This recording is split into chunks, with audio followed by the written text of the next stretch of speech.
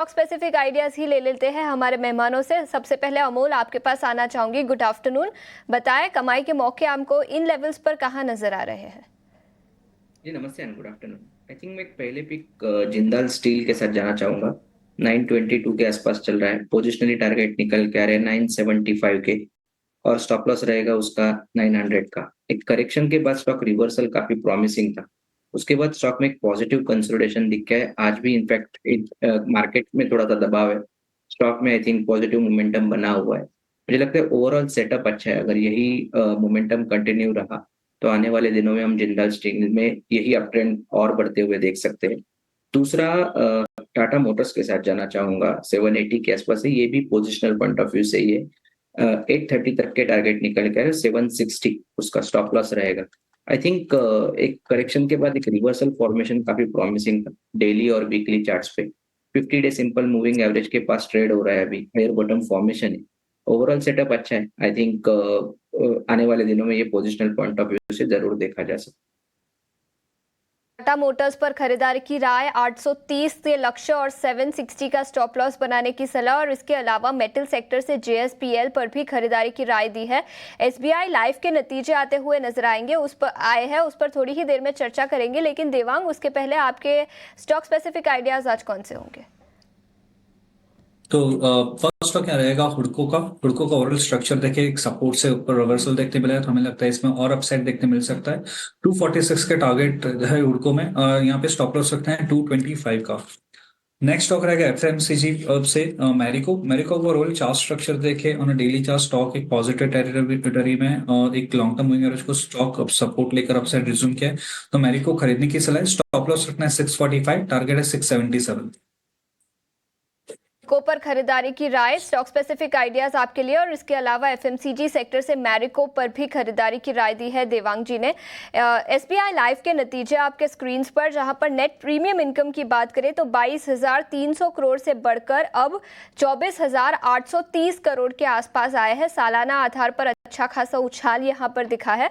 और profit after tax में भी अच्छा ग्रोथ है, 321 करोड़ से बढ़कर अब करीब 550 करोड़ के आसपास। तो प्रॉफिट आफ्टर टैक्स में भी उछाल।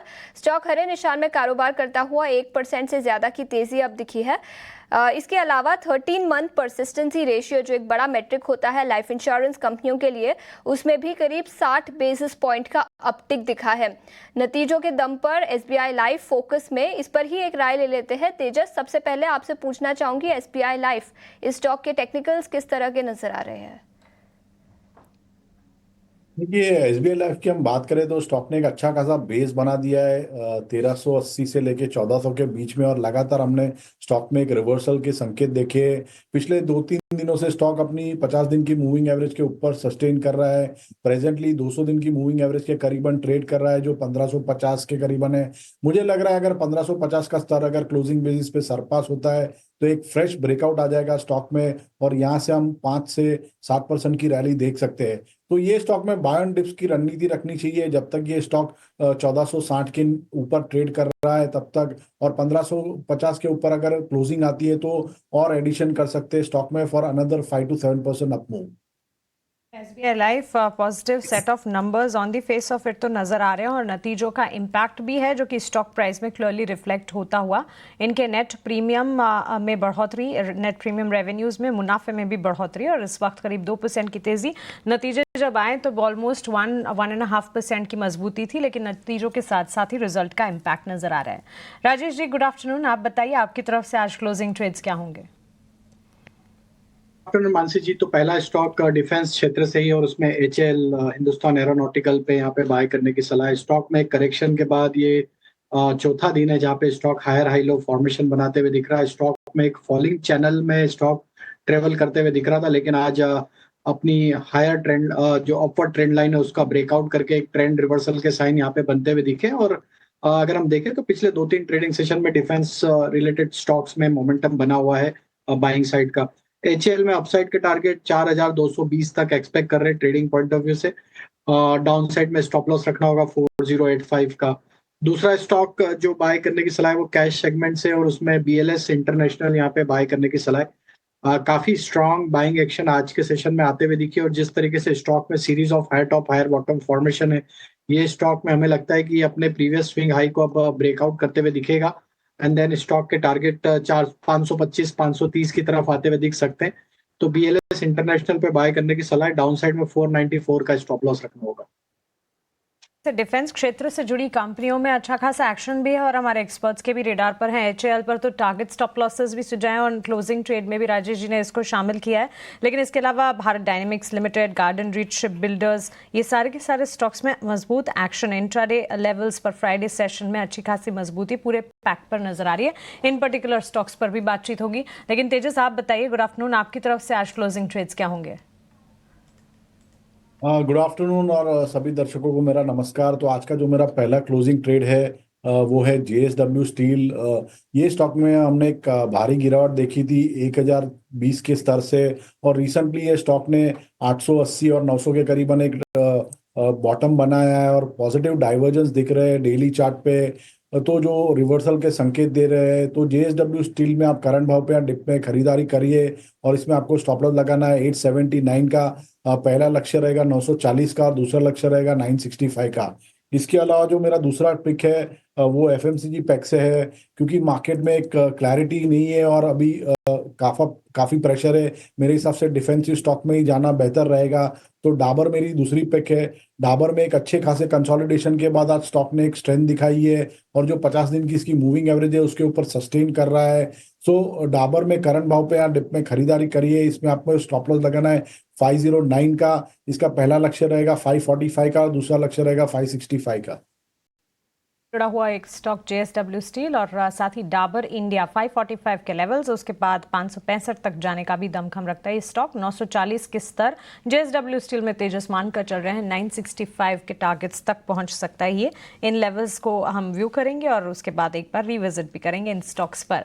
लेकिन इस बीच अगर आप देखेंगे डिफेंस क्षेत्र से जुड़ी कंपनियों की जहां हम बात कर रहे थे, राजेश जी के रेडार पर भी थी, भारत डायनेमिक्स लिमिटेड की ही अगर बात करें, डिफेंस मिनिस्ट्री से कंपनी को 2960 करोड़ की मिसाइल डील्स मिली हैं और इसी के चलते स्टॉक में मोमेंटम भी देखने को मिला है। कल भी स्टॉक में मजबूती थी और इस वक्त अगर आप देखेंगे ऑलमोस्ट 7.5% की तेजी। अमोल, आपकी राय जानना चाहेंगे डिफेंस क्षेत्र में ही और साथ ही defence ancillary ship building players की भी अगर बात करें, वहां पर अच्छा एक्शन है। भारत डायनेमिक्स की इस तेजी पर आपकी राय क्या होगी? I think bullish momentum continue रहेगा शॉर्ट टर्म में, ऐसे चार्ट फॉर्मेशन बता रहे। अगर हम ओवरऑल सेटअप चार्ट का देखते तो आज भी एक बुलिश कैंडल है। वॉल्यूम काफी, एक्टिविटी काफी डिसेंट है। एक कंसोलिडेशन के बाद डेली और वीकली दोनों टाइम फ्रेम में रिवर्सल है।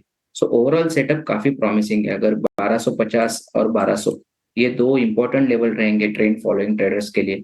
जब तक उसके ऊपर रहता है आई थिंक सेटअप में कोई दिक्कत नहीं है। ऑन द हायर साइड अगर ये अप ट्रेंड कंटिन्यू रहता है तो स्टॉक कहीं ना कहीं 1350 का पहला टारगेट और 1350 के बाद आई थिंक 1400 तक जाने के चांसेस शॉर्ट टर्म में जरूर है।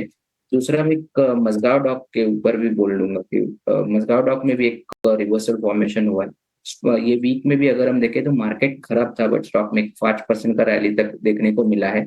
आई थिंक 2250 एक इम्पोर्टेंट सपोर्ट लेवल रहेगा। अगर वो भी रहता है, सस्टेन होता है, तो ये स्टॉक कहीं ना कहीं अपना तेजी बढ़ाते हुए दिखेगा। ऑन द हायर साइड 2450 2500 ये इमीडिएट रेजिस्टेंस लेवल रहेंगे।